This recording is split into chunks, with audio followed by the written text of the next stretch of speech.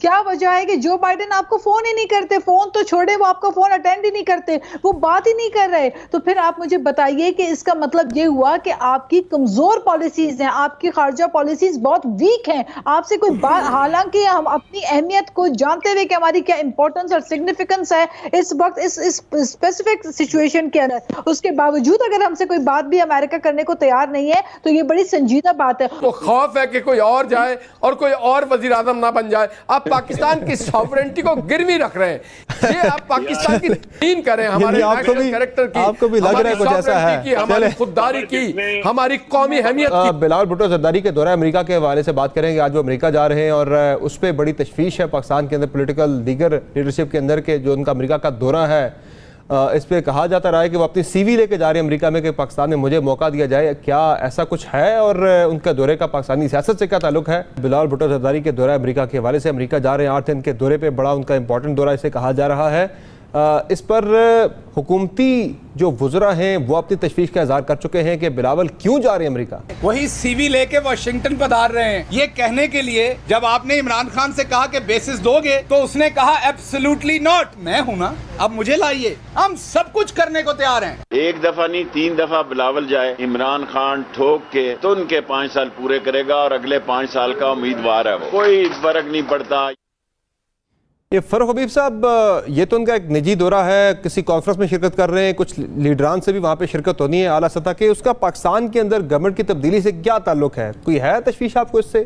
دیکھیں، وہ تو ایک ان کا ہمیشہ سے جو ہے وہ ایک طریقہ کار رہا ہے، کیونکہ معاملہ یہ ہے کہ جب غلامانہ سوچ ہو اور جب ہمیشہ اپنے آپ کو خدمت کے لیے پیش کرنے کو تیار ہو تو اس قسم کی یہ باتیں کرتے رہتے ہیں۔ تو اب معاملہ یہ ہے کہ اگر آپ جانا جائیں، سیر سپاٹے کریں، ہمیں اس چیز کے اوپر کیا اعتراض ہے، لیکن معاملہ صرف بنیادی طور کے اوپر یہ ہے کہ اگر آج ہم نے جو افغانستان کے اندر جس طریقے سے امریکہ افواج کا انخلا کر کے چلا گیا، وہی تاریخ انہوں نے دہرائی ہے جو انہوں نے سوویت یونین کے بعد جب روس کے ٹوٹے ٹوٹے ہوئے تھے، نکل گئے تھے، اور جنگ جو ہے وہ پیچھے خانہ جنگی افغانستان کے اندر چھوڑ کے چلے گئے تھے۔ 30 لاکھ مہاجرین کو ہم نے سنبھالا تھا۔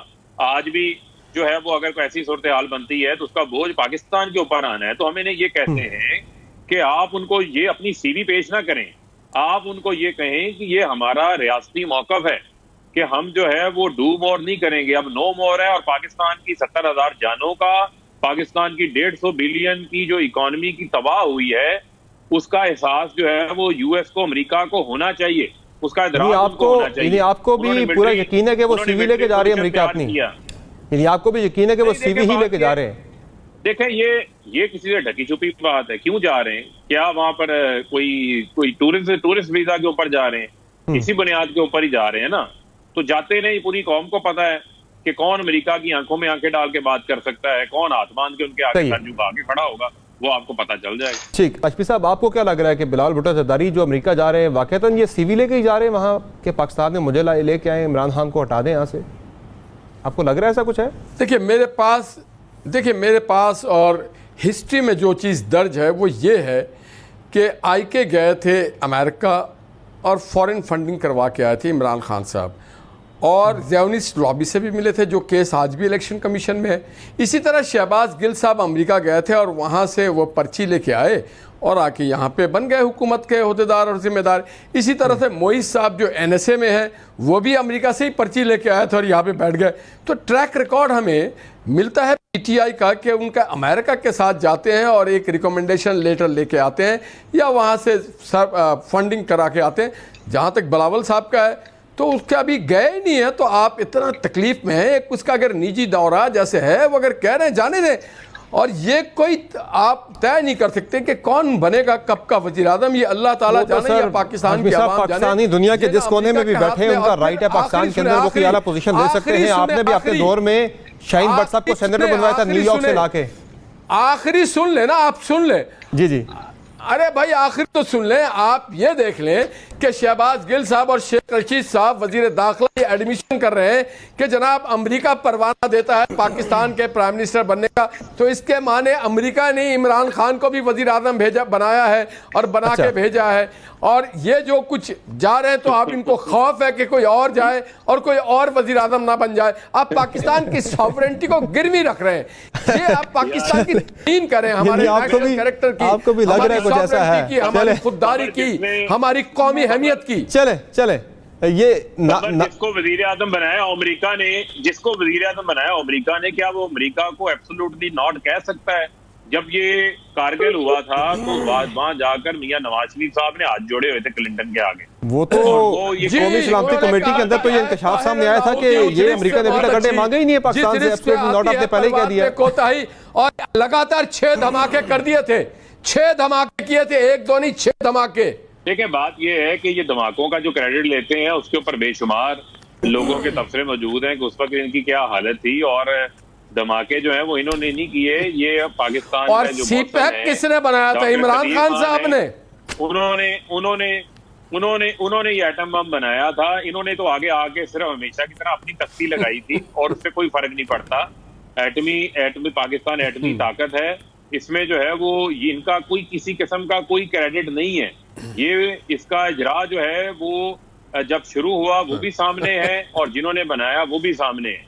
لیکن معاملہ یہ ہے, آپ کیبنٹ کے منسٹر ہیں, آپ کو معلوم ہونا چاہیے کہ پرائم منسٹر چیف ایگزیکٹو کے مرضی کے بغیر کوئی قوت, کوئی شخصیت نہیں کر سکتا ہے کوئی ایٹمی دھماکہ یا میزائل پروگرام. کمالی آپ کو یہ بھی نہیں معلوم فاروق صاحب؟ اور فاروق صاحب یہ چیف ایگزیکٹو کا ڈومین ہوتا ہے, یہ کسی فرد کا نہیں ہوتا ہے. اور یہ چیف ایگزیکٹو کا ڈومین ہے بھائی, یہ کسی فرد واحد کا ڈومین نہیں ہوتا ہے, سائنٹسٹ کا نہیں ہوتا ہے جو اعلان کرتا ہے کہ ہم نیوکلیر پاور ہیں.